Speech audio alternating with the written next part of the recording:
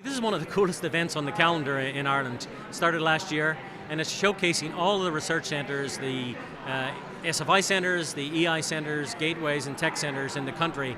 And it exemplifies, or it really demonstrates what's been done in Ireland over the last 15 years, investing in science and technology. Science and technology that's rolling into impact in industry. Tyndall has been successful as an institute for now over 30 years. People ask me, what's the secret in Tyndall? Well, the secret is the people, right? And so this emphasis on talent, and talent as an output, when we talk about research, creating products, influencing jobs, in the end of the day, it's about moving people out into industry. That's what drives the economy.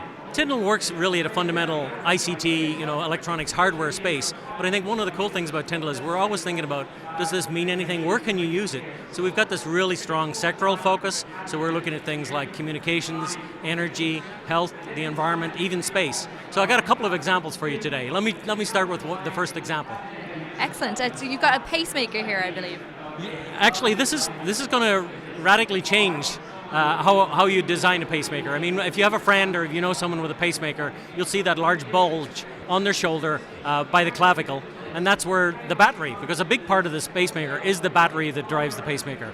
What we've done is eliminate that battery. And so what I'm holding here is an advanced concept where basically we're using the beating heart to put energy into what we call a piezoelectric device, which was basically harnessing the energy of the heart, turning it into electrical energy, and then having that inserted device, much smaller device, self-powered by the patient.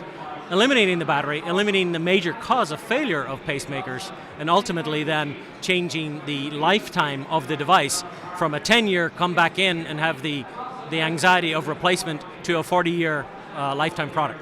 And that's an incredible device that can have a huge impact. What stage of development is that at now? So this is funded under a European Union Horizon 2020 project. So we're in mid-funding for that. Of course, a device like this is about proving the validity of the science. There are a number of industrial partners, and they're going to pick that up and run with it. And then it'll go through that long-term, of course, fit for human testing. So you've got to think of, on top of that, there's going to be that 7-10 year type of validation before we get to see it in use. But ultimately, this is a major game changer.